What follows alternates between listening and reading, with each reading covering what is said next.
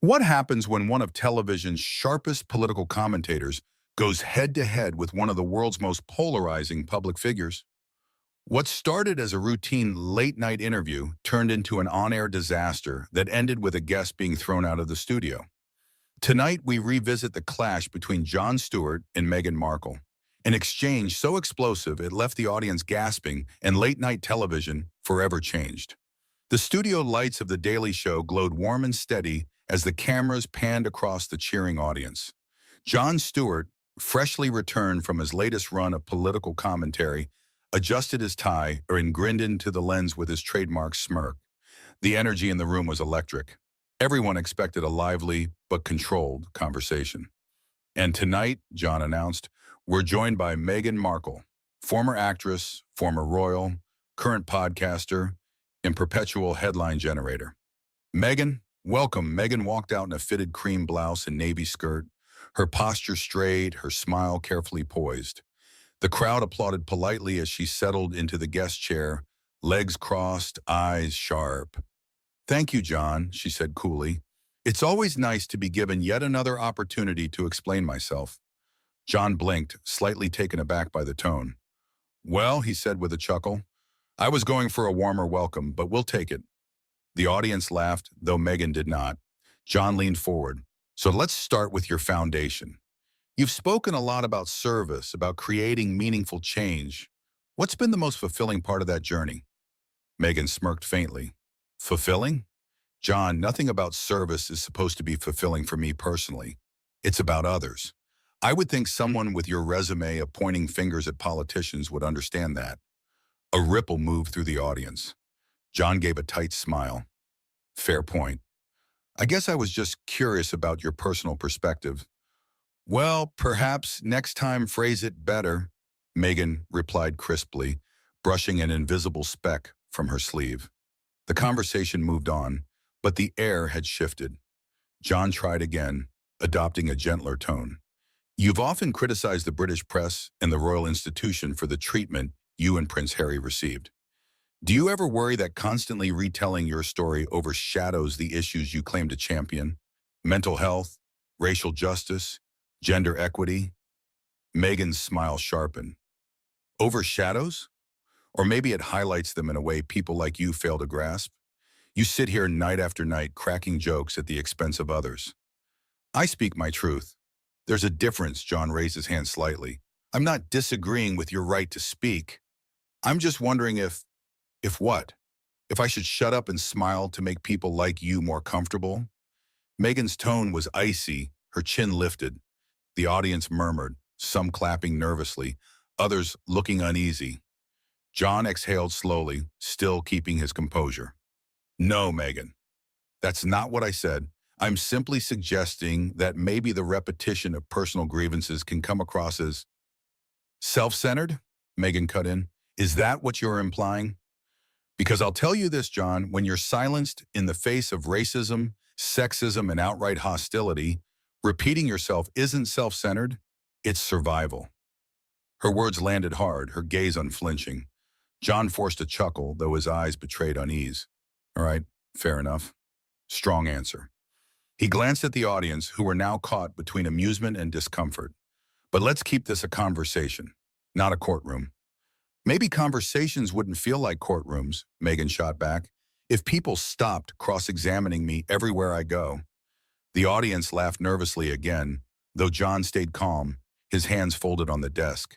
He decided to shift gears. Let's talk about your podcast then. It's been praised for tackling difficult issues, but some critics say it feels more like self-promotion than genuine advocacy. What do you say to that? Meghan tilted her head, her tone dripping with condescension. Critics, Jon, usually write from basements in pajamas. They've never sat where I've sat, spoken with the people I've spoken with, or lived what I've lived. Their opinions are noise. I don't spend my time dignifying noise. The ideas gave a mixed reaction. Some applause, some groans. Jon nodded slowly, clearly restraining himself. Fair enough. But you do realize this is late-night television, right? Noise is kind of our thing. Meghan smirked, but her voice carried a sharp edge. Then maybe I'm in the wrong place. The studio went still. Jon tapped his desk, his smile faltering. And for the first time that night, the audience sensed that the routine guest interview was spiraling into something far more volatile. The applause faded after the commercial break, but the mood in the studio hadn't lightened. Jon adjusted the papers on his desk, buying himself a moment before diving back in. The producers in the control booth exchanged uneasy glances. Something was off, and everyone knew it. "Welcome back," Jon said with forced cheer. "We're here with Meghan Markle, who I think it's safe to say never shies away from honesty." Meghan tilted her head, flashing a smile that didn't reach her eyes. "Honesty is rare in media, Jon. Maybe that's why I always seem to be the difficult guest." The audience chuckled, though the edge in her tone made the laugh feel uneasy. Jon cleared his throat. "Well, let's test that honesty, shall we? A lot of people see you and Harry as symbols of breaking away from tradition. But critics argue that instead of rejecting the institution, you've simply replaced one palace with another. Netflix, Spotify, lucrative deals. How do you respond to that?"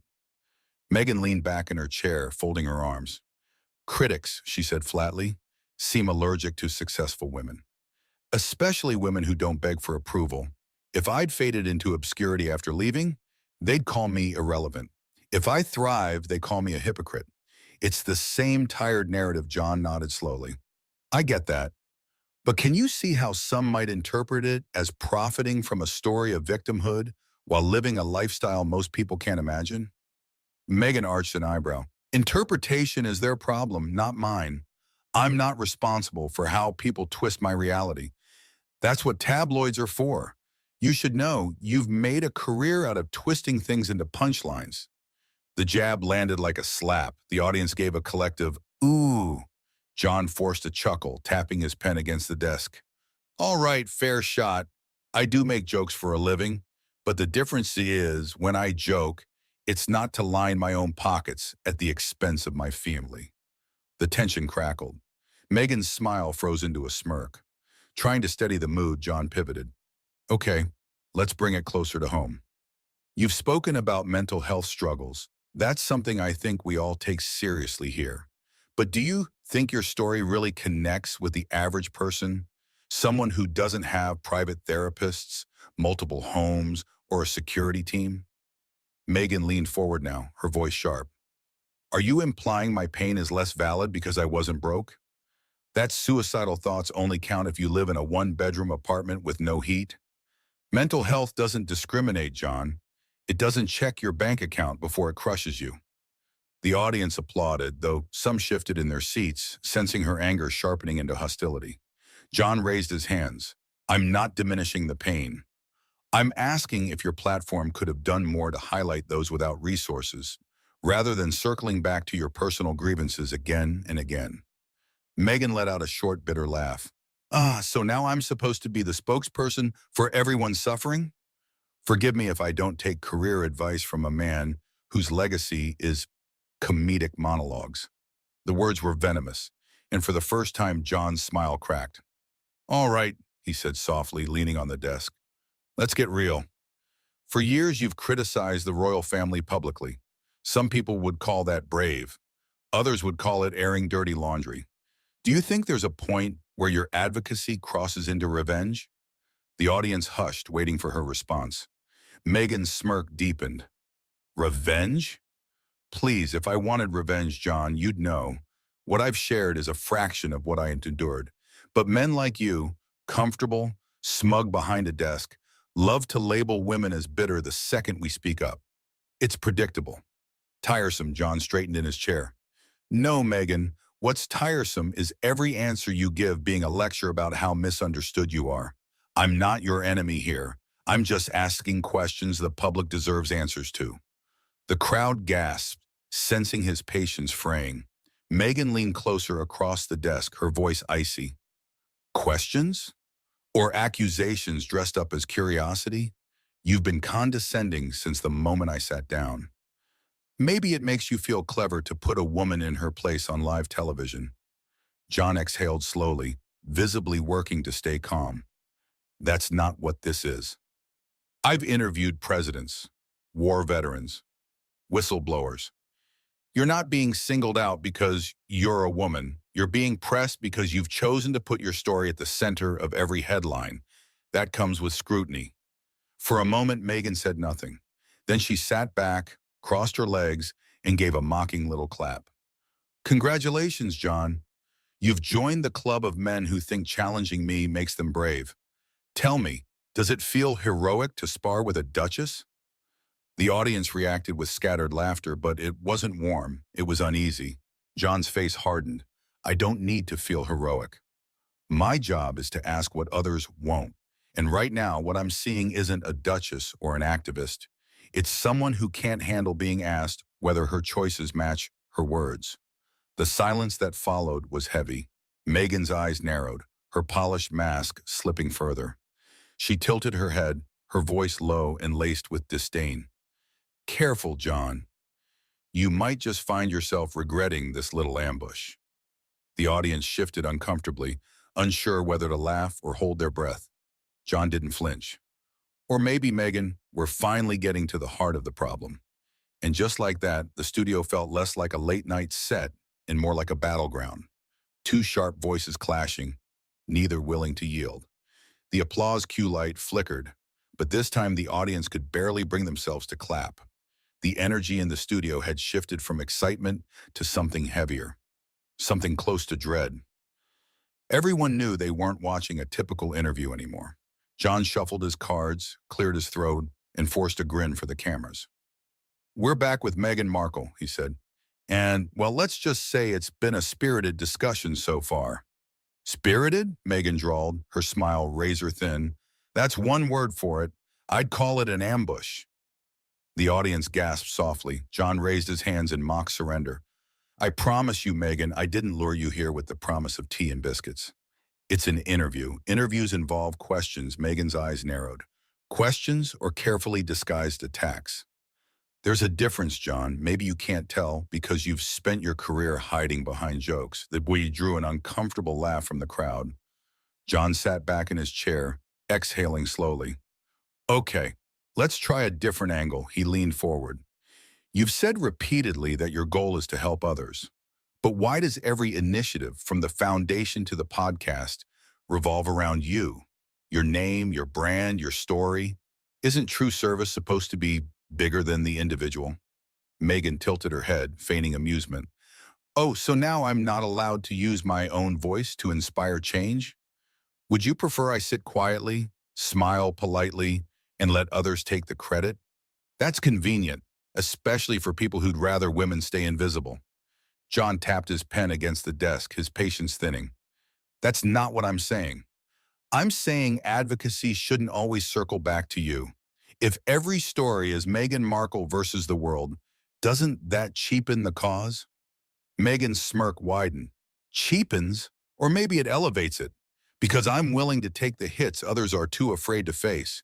Maybe the real problem is that I refuse to play nice for an audience that would rather see me broken. Her words hung in the air like a blade. Jon tried to pivot again. Let's get specific. You accused the royal family of racism in one of the most watched interviews of the decade. But when asked for names, you refused. Don't you think lobbing accusations without details damages the credibility of the cause you claim to champion? Meghan's face hardened. So you would want me to provide names on national television? Put targets on people's backs so tabloids can destroy them? That's not journalism, Jon. That's blood sport. Jon shook his head. No, Meghan. That's accountability. You can't ignite a fire and then act surprised when people demand to see the match. The audience murmured. Meghan leaned forward, her tone sharp as glass. What's laughable is watching a man who's never experienced racism in his life lecture me about how to talk about it. Maybe sit this one out, Jon. You don't qualify. The words sliced through the room. The audience gasped. Jon's smile finally slipped. His voice grew sharper, more controlled. You're right. I'll never know what it feels like to face racism. But I do know what accountability looks like. It looks like facts, specifics, evidence. It doesn't look like vague accusations wrapped in victimhood. It doesn't look like monetizing personal pain until it's a brand. Meghan let out a harsh laugh. Victimhood? Is that your clever soundbite for tonight? Congratulations, John, you've joined the tabloids. The difference is they don't pretend to care about fairness. John set his pen down with deliberate calm. The difference is I don't get paid by the headline. I don't chase sympathy points. My job is to push back when the story doesn't add up. Meghan's smile twisted. Push back or tear down? Because from where I'm sitting, you're less interested in truth than in humiliating me. Is this how you treat all your guests, John? Or just the women who refuse to nod politely while you play prosecutor? The audience shifted uneasily. A woman in the second row whispered something to her friend. Nobody was laughing now. John leaned closer, his voice low and sharp. You came here knowing I'd ask tough questions. That's what this show has always done. If you wanted applause and softballs, maybe you should have booked a morning lifestyle segment instead. Meghan leaned in as well, their faces only a few feet apart. Her voice dripped with venom. You know what your problem is, John? You can't stand that I don't crumble under your smug little cross-examinations. You thrive on making people squirm, but tonight it's you who looks rattled. Maybe that's what scares you, Owen blinked slowly, his jaw tightening. What scares me, Meghan, is watching someone with immense privilege play the eternal victim while dismissing anyone who dares challenge the narrative. That's not courage. That's performance, the audience gasped again. The silence was electric, heavy, suffocating.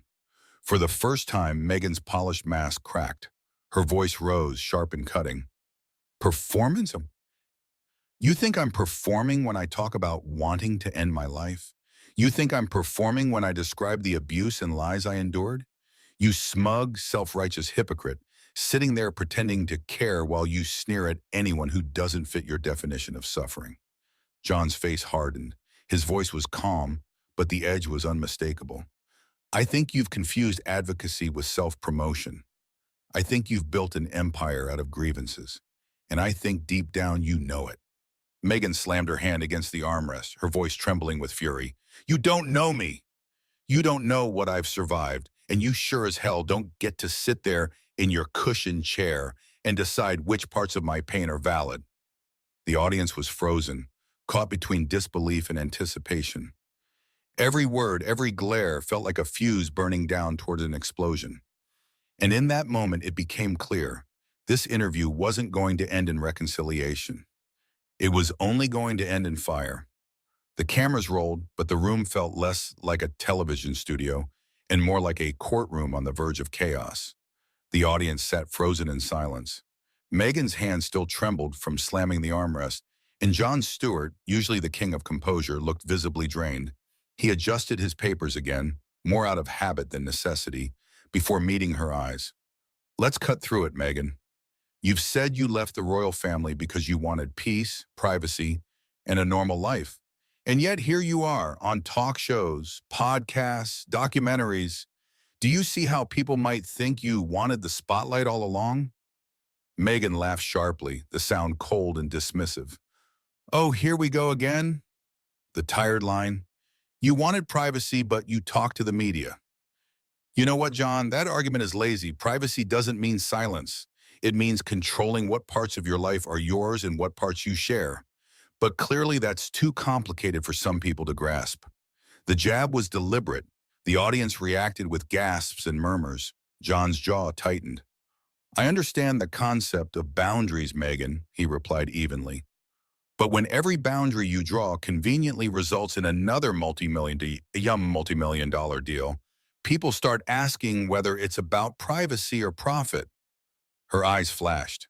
Profit? You mean survival. I had to protect my family. I had to create a life where we could breathe without being hunted like animals. Forgive me for not living in a Manhattan apartment, cracking jokes into a camera, while others did the dirty work. The insult hit hard. A few audience members actually booed. John leaned forward now, his patience fraying. You know, I've interviewed politicians, generals, even war veterans. They've faced scrutiny, criticism, sometimes even life-threatening danger. And never once did they sit here and demand sympathy because the press wrote mean things. What makes your struggle so exceptional? Meghan's smirk returned, sharper than ever. What makes it exceptional is that it's mine. That's what you can't stand.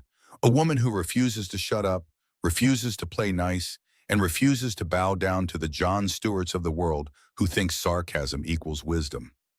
The studio gasped. John blinked, visibly stung, but then something shifted in his eyes. His voice dropped low, controlled, but edged with steel. No, Meghan. What I can't stand is someone who confuses defiance with substance. What I can't stand is someone who claims to fight for others while turning every battle into a mirror reflecting back only themselves. The silence was deafening. Even the camera crew seemed unsure whether to keep rolling. Meghan stood suddenly, her chair screeching backward. I don't have to sit here and take this. I came here expecting a fair conversation, not a witch hunt. John remained seated, his hands flat on the desk. His eyes followed her, calm but unyielding. You came here expecting applause. And when you didn't get it, you turned hostile. That's not a witch hunt, Meghan. That's reality. She glared down at him, her voice rising. Reality. Reality is a smear campaign that nearly killed me. Reality is being torn apart by tabloids while institutions stayed silent. Reality is men like you, who think shouting me down makes them noble. John finally stood, his voice firm, carrying over the murmurs of the audience. Enough. This isn't about nobility. This isn't about race or gender or tabloids. This is about accountability. And if you can't answer questions without lashing out at everyone who asks them, then maybe you shouldn't be here at all. The words landed like a hammer. Meghan's mouth opened, but no sound came. Her face flushed crimson. You know what, John? She spat finally, her voice shaking with rage. This was a setup. From the moment I walked in, you wanted a spectacle. You wanted me humiliated. Congratulations. You got your viral moment. John didn't blink. No, Meghan. I wanted a conversation. You turned it into a spectacle. At that, Meghan tried to gather her composure. She straightened her blazer, looked out at the stunned audience, and declared, I don't need this. I don't need you, and frankly, this show doesn't deserve me. A smattering of boos and awkward claps followed. John leaned toward the cameras, his expression hardened. Ladies and gentlemen, it's rare that a guest makes it impossible to continue. But tonight, we've reached that point. He turned to the stage manager. Get her off my set. The words stunned the room. Security guards, hesitant but firm, stepped forward. Meghan recoiled, her voice rising into a near scream. Don't you dare! Don't you dare put your hands on me! I'm leaving on my own terms. And with that, she stormed off the stage, her heels striking hard against the floor. The studio was silent for a beat, the echo of her departure still ringing. John straightened his tie, exhaled, and looked directly into the lens. Well, he said dryly, that wasn't on the cue cards. Folks, I've done a lot of interviews in my life, and I've seen plenty of heated moments, but never have I had to escort a guest out of this studio. Tonight will be one for the history books. We'll be right back. The audience erupted, not in laughter, but in stunned applause, unsure whether to support the host, condemn the guest, or just process what they had witnessed. As the cameras cut, the legacy of that night was already sealed. The interview that was supposed to be a straightforward conversation had ended in chaos. Meghan Markle once again was walking away from an institution in flames. And Jon Stewart, for the first time in his career, had shown that even his patience had limits. But what do you think? Was Jon right to push back as hard as he did? Or did Meghan cross the line with her dismissive and hostile attitude? Let me know your thoughts in the comments below. I read out every single one. And if you enjoyed this story of when late night TV went completely off the rails, don't forget to hit that like button to support the channel. Subscribe so you don't miss the next shocking celebrity showdown.